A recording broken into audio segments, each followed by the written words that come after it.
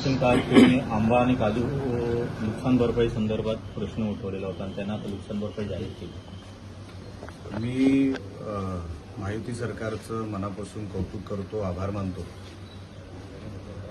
अनेक वर्षांपासूनची ही मागणी आहे। 2013 नंतर कोकणाला एवढा मोठा निधी आंबा आणि काजू शेतकऱ्यांना मिळाला।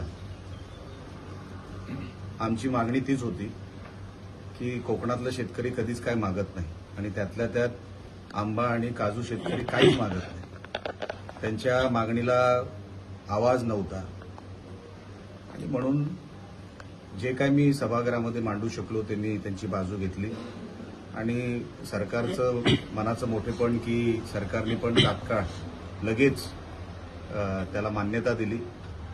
ही जी रक्कम आली आहे ह्याच्यानंतर विम्याची रक्कम येणार आहे।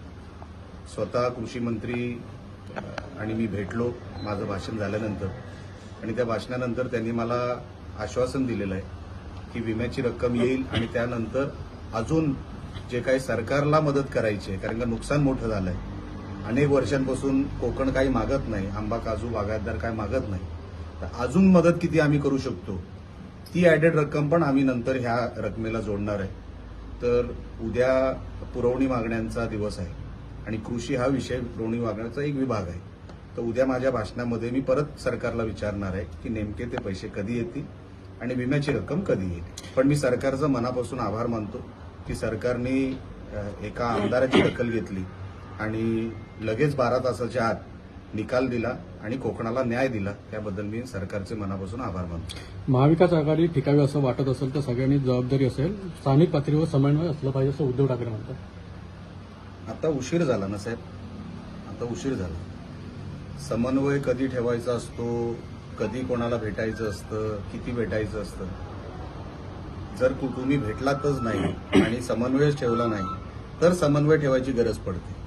जर अगोदर समन्वय ठेवला असता, स्वतःचा पक्ष टिकवला असता, आता काँग्रेसलाच असं वाटायला लागलंय की आम्हाला आता उभाटाची गरज नाही, म्हणून आता असं वाटतंय उद्धव साहेबांना की आता समन्वय ठेवला पाहिजे, कारण का आता पक्ष झालाय त्यांचा 0 आणि आता काँग्रेस ठरवणार त्यांना राहायचं आहे की नाही उद्धव साहेबांबरोबर। अशी परिस्थिती वाईट वाटतं पण ती वस्तुस्थिती आहे। उद्धव साहेबांवर हे दिवस आले कारण का अगोदर समन्वय आणि अगोदर आपली ताकद टिकून ठेवली असती तर नंतर सांगायची गरज पडत नाही की समन्वय आता ठेवला पाहिजे।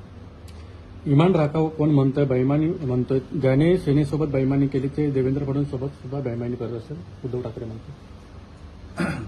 आता उद्धव साहेबांचं काय झालंय की ते आता बोलत राहणार काही ना काहीतरी। आता त्यांना ते सहन होत नाहीये, तोल जात चाललाय आणि कोणाचंही मानसिक संतुलन बिघडणारच ना एवढं सगळं नुकसान झाल्यानंतर।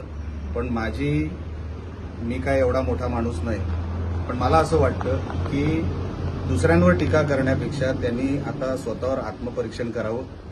पक्षाला कसं वेग देता येईल, कसं मोठं करता येईल, त्यांनी इंटरनल आता एकमेकांशी बोललं पाहिजे। बघा लोक त्यांच्याकडून फुटतायत, ते फुटून कोणाकडे चाललेत ते महत्वाचं नाही, तुमच्याकडून का फुटतायत त्याचं कधी आत्मपरीक्षण आपण करणार आहात की नाही, की नुसतं दुसऱ्यांवर टीका करणार आहात।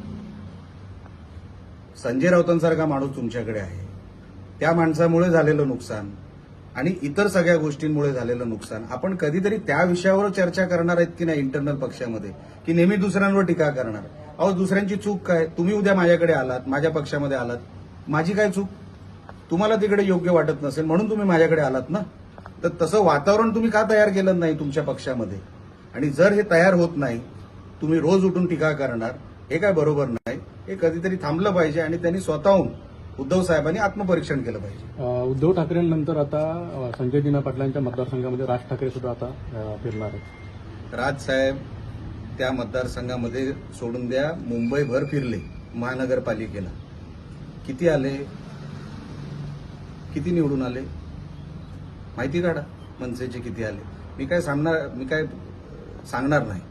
मी राजसाहेबांचा आदर करणारा व्यक्ती आहे, मी त्यांना खूप मानतो, पण राजसाहेबांनी आता फिरून काही उपयोग होणार नाही। बीएमसीच्या निकालामध्ये प्रत्येक पक्षाला आपलं स्थान कळलेलं आहे, तसं मनसेलाही कळलेलं आहे, म्हणून आता फिरून काय उपयोग नाही। आईची शपथ घेऊन गद्दारी केली अशा शब्दात उद्धव ठाकरेंनी फुटेज खासदारांवरती टीका केली आहे. भर सभेत त्यांचा ऑडिओ क्लिप देखील दाखवली होती. मी तेच म्हणतो, तुम्हाला का सोडून गेले ह्याचं आत्मपरीक्षण आपण करा साहेब. दुसऱ्यांवर ढकलू नका, हे दुसऱ्यांची चूक नाही. शाळेमध्ये जेव्हा एक विद्यार्थी नापास होतो तर कोणावर ढकलतो? दुसऱ्यावर की टीचरवर की प्रिन्सिपलवर? अहो, तुम्ही नापास झालेला आहात, त्याची चूक कोणाची आहे हे आपण आपल्या आतमध्ये बघितलं पाहिजे. आपण कोण आहोत, आपण काय चुकलेलो आहोत. मला असं वाटतंय उद्धव साहेबांचं जे काही मी हल्ली ऐकतोय त्यांना त्यांच्या चुका दिसत नाही, त्यांना दुसऱ्यांच्या चुका दिसतात. आता नापास उभाटा झालेली आहे, त्याचा जबाबदार हा दुसरा कसा होतो हे आजपर्यंत गणित मला कळलेलं नाही. राहुल गांधी सर म्हणतायत नीट परीक्षा टीएटी परीक्षा पेपर फुटी संदर्भात भिवंडीतून तो पेपर फुटला, पेपर लीक नाही तर युवकांच्या भविष्याची चोरी झाली असं म्हणतायत. तर देशाच्या शिक्षण व्यवस्थेला वसुली सिस्टीम बनवली असं राहुल गांधी. आरोप ते नेमके काय करतात एकदा बघायला लागेल. मी काय तुम्ही सांगताय म्हणून मी अजून राहुल गांधींचं स्टेटमेंट ऐकलेलं नाही आणि नेमकं काय झालंय भिवंडीला ह्याचा पण मी एकदा हे करतो, डिटेल घेतो आणि मग आपल्याशी बोलतो. श्रीकांत शिंदेंना आणि 2 यांना खासदारांना मंत्रिपद मिळते केंद्रामध्ये. शुभेच्छाच आहेत आणि सन्माननीय श्रीकांत भाऊनी खासदार म्हणून जे काम केलं, जे डेलिगेशन ते वेगवेगळ्या देशांमध्ये घेऊन गेले, तिकडे जे देशाचं रिप्रेझेंटेशन केलं, मोदी साहेबांना आणि त्यांचे जे काही मध्ये बातम्या आल्या, अशी लोक मंत्रिमंडळामध्ये असल्यानंतर मोदी साहेबांच्या सरकारमध्ये फायदाच होईल. कारण काही रिझल्ट देणारी लोक आहेत, सतत जनतेमध्ये राहणारी लोक आहेत, जनतेच्या प्रश्नांवर लढणारी लोक आहेत आणि स्वतः श्रीकांत भाऊ हे शिकलेले आहेत.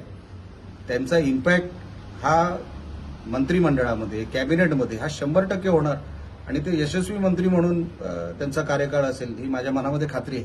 सर, पाऊस नसल्यामुळे भात शेती संकटात आली आहे. अधिवेशनानंतर आपण दौरे करणार का पालघर दौरे? ते तर करणारच आहे. सातत्याने माझं आणि अधिकाऱ्यांचं बोलणं सुरू आहे. आता पण 2 आठवडे अधिवेशन आता राहणार आहे, म्हणजे 2 आठवडे अजून आहे अधिवेशन.